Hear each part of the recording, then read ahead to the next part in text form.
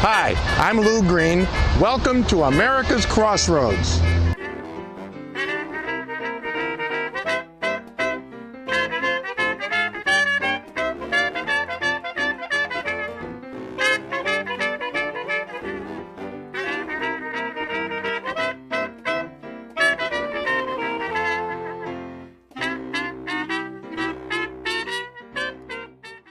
Today, the Crossroads are going to venture to New Orleans, and we're going to visit with Fred Starr, who has restored the Lombard Plantation, the oldest plantation house in New Orleans. Then we're going to visit with Sharon Calvert, an eye on Tampa Bay, and she and Barb Hazelden will discuss no tax for tracks, the hot-button issue in Pinellas County. And then we're going to go across the pond, as they say, to Kandersteg, Switzerland. You'll meet a very unique individual, Toni Lorenzo, with the lowest bass voice on the planet. So first, let's hop in a plane and head for New Orleans.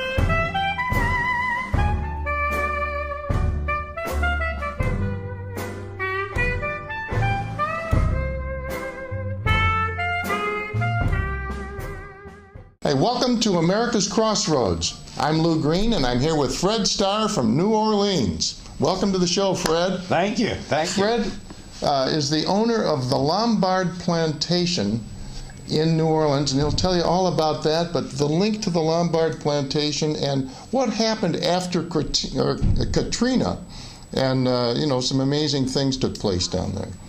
This is a house that was built in the beginning of the 19th century by a Frenchman for his rather spoiled kid.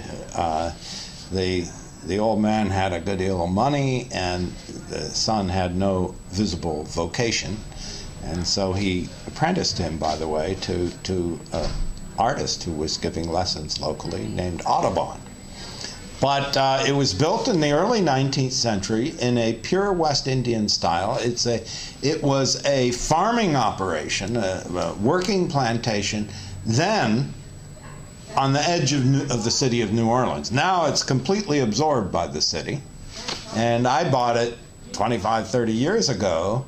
It was completely forgotten. And the book, which is the plantation house was sold, the whole property was sold in 1833.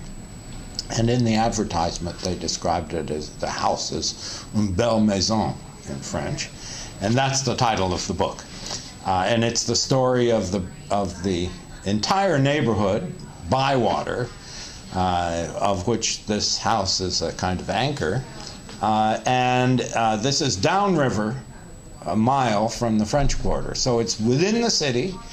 Bywater was a completely forgotten and pleasantly backward place until Katrina. Since Katrina, it's become one of the hottest real estate markets in the country. It didn't flood. It didn't flood, you got it. And it's become a center of hipster culture there. But this house has seen everything come and go, and I assume it will outlive the current fashion. Well, you have a book about the house, and the house has a lot of stories to tell.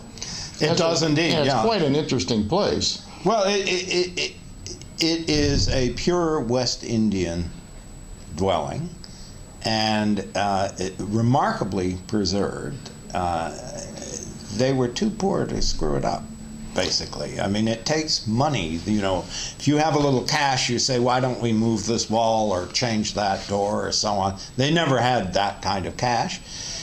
From the Civil War on especially, and therefore it was remarkably preserved, run down, but entirely there.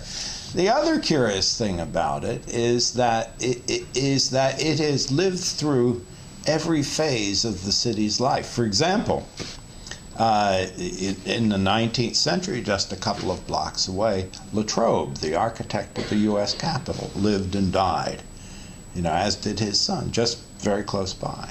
Later in the 19th century, the famous boxing match with John L. Sullivan and Gentleman Jim Corbett. It was the first great heavyweight fight. Took place, a few steps down the road from this house. And then in the early 20th century, if you'd been there in the 1950s, you might have seen a woman walking her a stroller or a baby carriage with a little boy in it.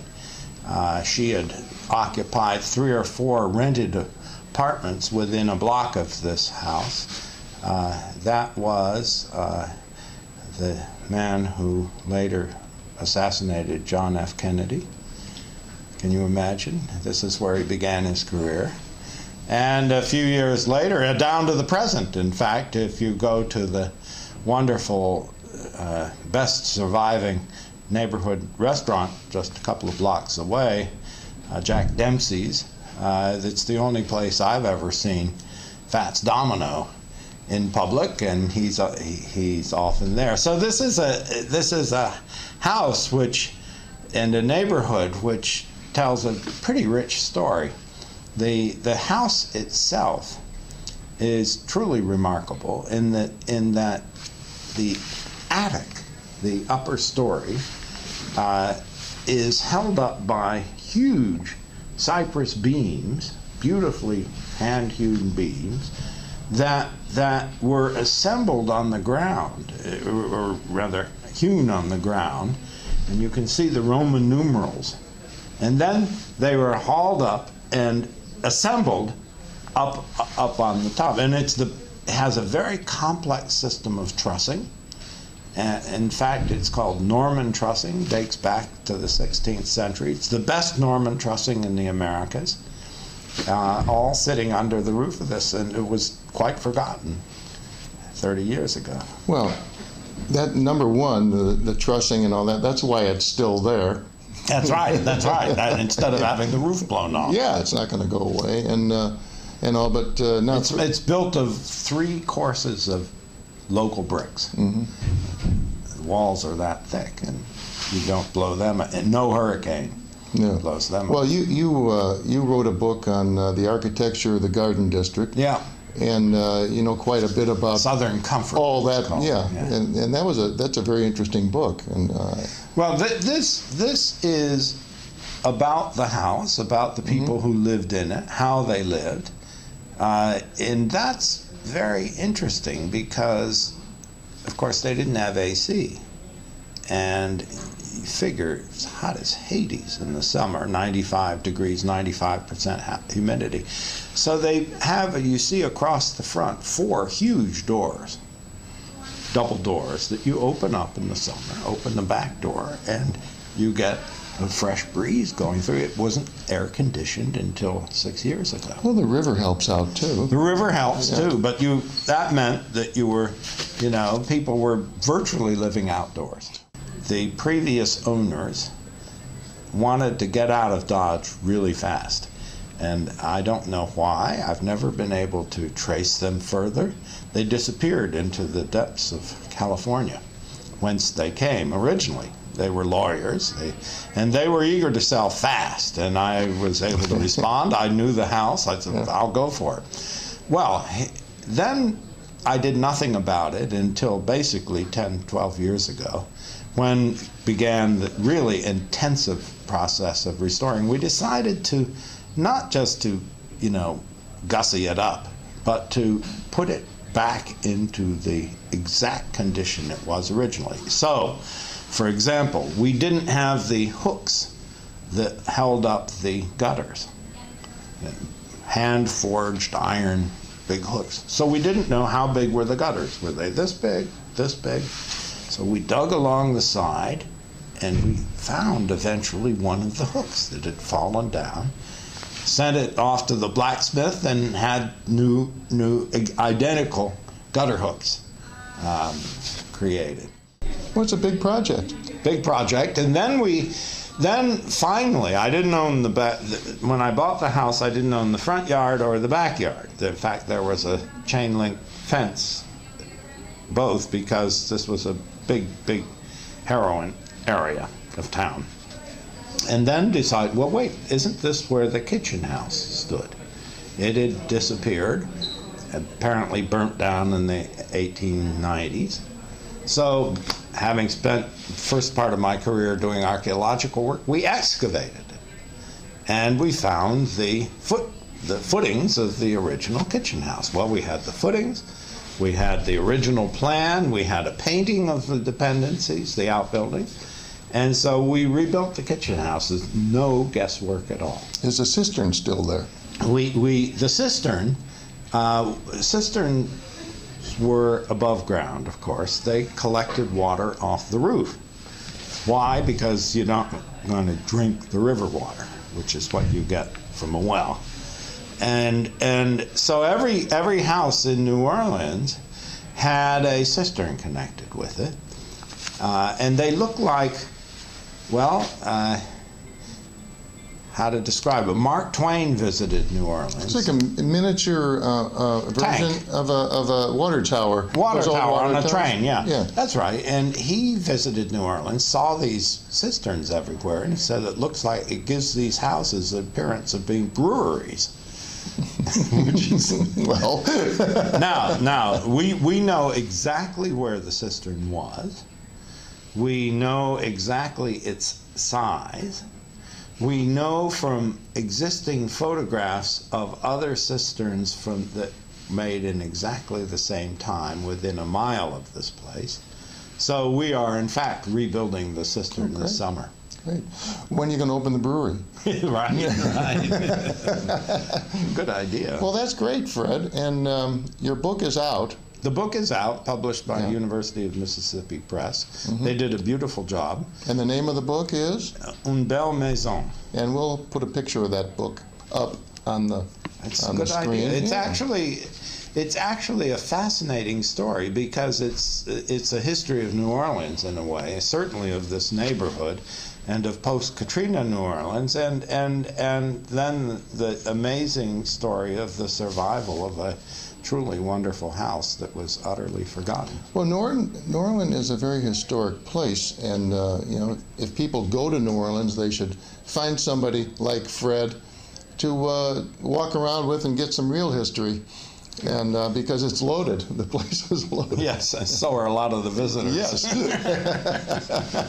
Anyway, thank you, Fred. Thank you, sir. Thanks for being on America's Crossroads. Thank you. Fred Starr.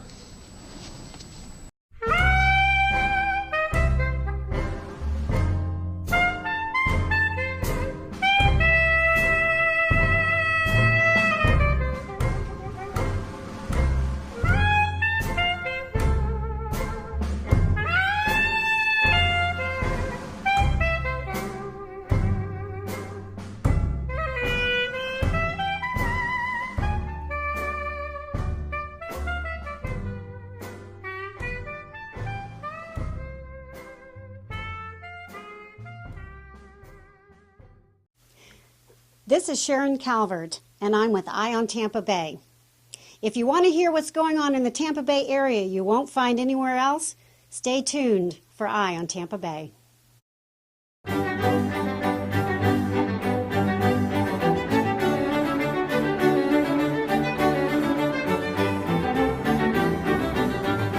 Hi, I'm Sharon Calvert, and this is Eye on Tampa Bay.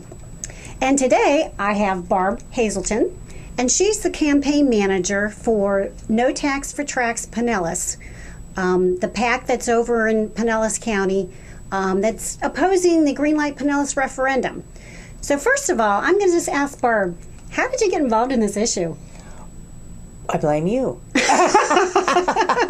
I'll take some responsibility. Yeah, thank you. Because of the failed referendum in Hillsborough County in 2010, and on the sales tax increase to fund light rail over here in Hillsborough County, and then that failed, of course, and immediately I found out that the ball had been bounced over to Pinellas County, and there was a meeting the very next month in Pinellas County of the Transportation Task Force that I was alerted to and attended, and at that point I found out all of the devious plans that were being laid to bring the fight over to Pinellas County, and that's been 2010. It's been 3.5 years ago that I've been involved in this. Yeah.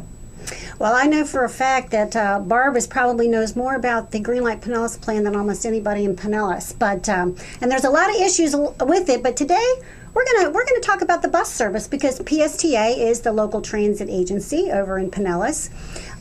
So let's just talk about the existing service today. Give me a little history about what you've seen as you've gotten delved down into this issue in Pinellas and what you see PSTA. Well, I think that any kind of an expansion like this should be based on need, and not on just what certain officials and bureaucrats in your locality simply desire. And so when you look and see all the empty buses that are driving around the streets of Pinellas County, I mean, it's just it's amazing. And now that people are becoming more and more aware because of all of the media outreach that we've done, that the people are saying all the time, there's 2 and 3 people on these 40-foot long, $650,000 buses. So PSTA owns 200 buses, and of course they did a bus study. I think that we're going to be able to put this on the screen so people can look at it while I'm talking. But this is a picture of the 40 routes. This is PSTA's own slide, and this was an independent bus study that they contracted last year that they, for the first time in 20 years, had actually looked at their routes to see how the ridership was. It was an amazing thing. They had to do it in order to get ready to try to do this referendum. So this was done by an independent bus study, and this was finally the picture that evidenced what my suspicions were as to why all the buses were empty, and that's because they really are empty. And this is the line that shows the different 40 routes, and the fact that this is their own slide, and again, you'll be able to see it online. But the top 5 routes right here account for nearly half of PSTA's entire ridership. Now, the gray ones here, Sharon, are the buses. The blue ones are the trolleys. There's 5 trolley lines in Pinellas County. And the green ones are the buses that go back and forth to Hillsborough, which is why they want to build a $1 billion bridge. There's such a need for people who want to go back and forth to Hillsborough by public transit. So out of all of these routes, these 5 buses, busy buses, routes I should say, account for nearly half of the system ridership, and these 2 trolleys, St. Pete Beach and the Jolly Trolley, account for another 13%. So amazingly, 5 routes account for 60% of the system ridership. So that again shows that what they really should be doing is retooling, yes, at a fraction of the cost, their existing bus service. HART did that, and I will say after the 2010 referendum, they actually did. They did the due diligence and went back and looked at where the need was. Where was the service being used, and did a more market analysis for this rather than, what we see over in Pinellas, where they have the buses running empty, and what they really need to do is to go back and do the due diligence. Right. Well, what they can do is, of course, is to reemploy these assets that we own, buses and also the drivers and so forth, and bring those over, increase the frequency on some of these routes, and maybe they would be more successful. Perhaps a BRT like Hillsborough did for these routes that are really overcrowded, that they need a more direct route. People are trying to get from point A to point B on these particular routes. But these routes down here are just totally unnecessary. And certainly we don't need empty trains running around because we see here that there's less than 2% of people in Pinellas County that depend on public transportation. And that's pretty much the statistics across the country, though it may be a little higher in some of your really high density areas. But as much as we've spent billions of dollars on trains, it's still a very small percentage of the population that uses it. And with Florida, with the weather and the thunderstorms and the high humidity, I think people are moving here to get away from that kind of thing. Well, that's true. They don't come to paradise, do they, to ride on a rail. And another thing that other communities have seen is that once they get this light rail system in, that it just cannibalizes the ridership on the buses, and so it even hurts the buses even more. And there's just no reason in Pinellas. There's no need. There's just no need. There's no demand in Pinellas County by taxpayers for this kind of a boondoggle. And we saw that as well in 2010, and I think their logic is built in, and they will come. And that is not true, especially when you're using taxpayer dollars. Well, thank you, Barbara. I mean, this is great information. I think it's a lot of information, using information that's provided by PSTA's own study that was done. Right. We appreciate, Barbara, you being with us today, and look forward to having you back. Thank you. Thank you very much. Thank you.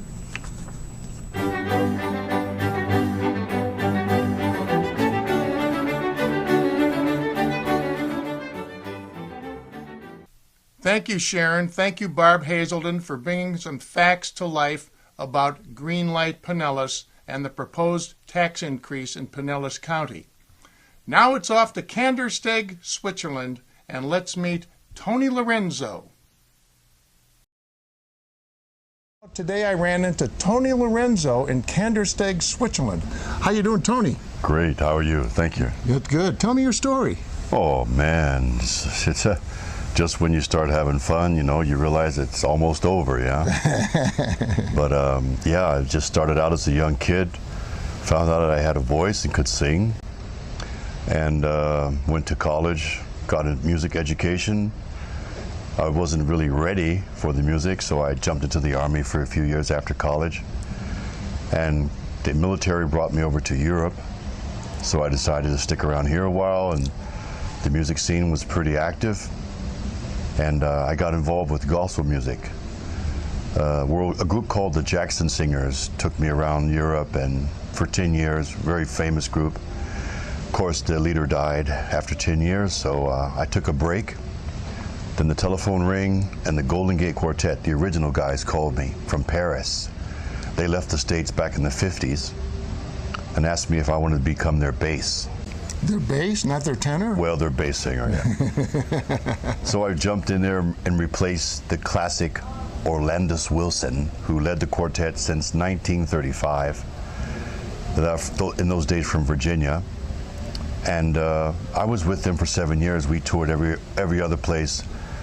We might say 4 stars traveling areas, nice hotels, planes, trains, and automobiles. So you had a lot of fun with those guys. Yeah, I learned a lot about music, about how the business works, at least from their perspective, because they have 85 years of experience. The Golden Gate still exists, ladies and gentlemen. I'm here to tell you, the Golden Gate Quartet is still on the road. Well, as a matter of fact, there's one young man of the tender age of 85 years old. His name is Clyde Wright, and he's still kicking. But he's kind of pulled back from the gate. He has another quartet. I'm working with Clyde every now and then when he has, with his age, he's not as active as usually. But yeah, Clyde's still alive, and he's still making music. He sings just as good, if not better, mark my words, than Harry Belafonte. Oh, really? Yeah. Now, you were telling a story about how you got a music scholarship. When I was growing up in the suburban towns across the Jefferson County borderlines in Louisville, Kentucky, the young kids realized we liked singing, so we were singing the Jacksons, the Jackson 5, the Temptations. Oh man, we were good. But then I kept singing. I started a band. The first band I had in high school was called Love, Peace, and Soul. It was a mixed band, very popular in high school. So my friend of mine said, "Hey Tony, I'm going to Eastern Kentucky in Richmond, which is 100 miles away. How about coming with me and let's audition for his music scholarship?" I think he thought maybe if he took me, they might look at me and say, "Well, the black guy we don't need, but we'll take the white guy." No, it doesn't work like that always, This is a kind of a European humor, excuse me. And anyway, it turned out that when I got up there to sing, I did a song called I Believe, and it was like for a tenor. And I must have did something, my voice must have dropped, but the professor, he jumped up off of his seat like it was on fire and said, "Young man, listen to me. I want you to follow me." and he vocalized me down to a low A flat. And he looked at me, pointed my finger, and says, "You got the scholarship." Where is that low A flat? Well, I tell you, it's in my boots. It's down in my boots, baby.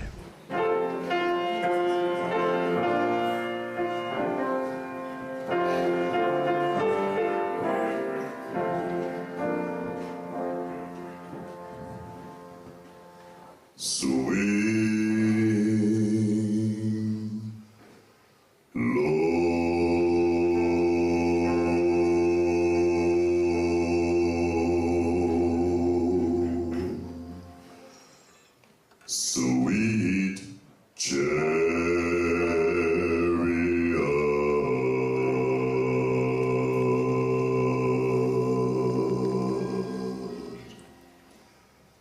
coming for to carry me home.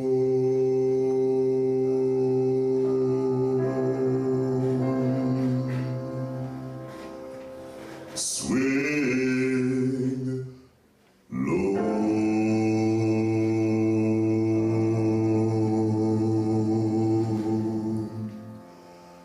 sweet chariot,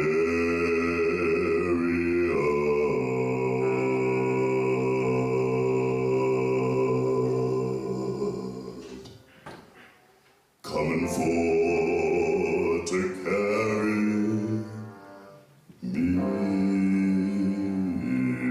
home.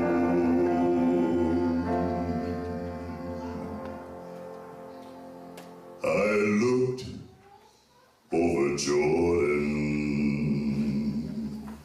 What did I see?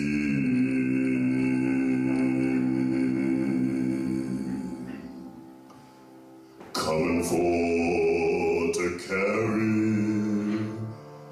me home.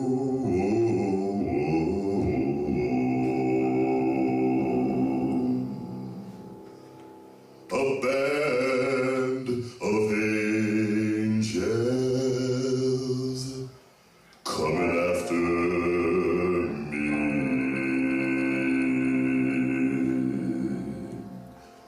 Coming for to carry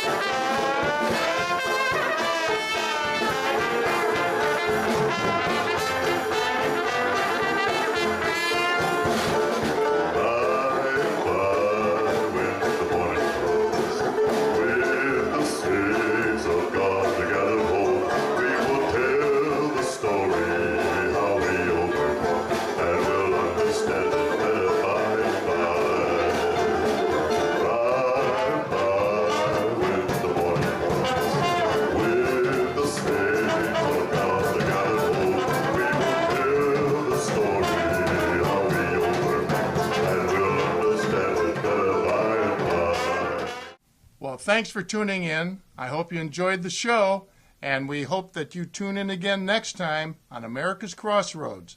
In the meantime, I'm off to Crossroads across America and beyond. See ya.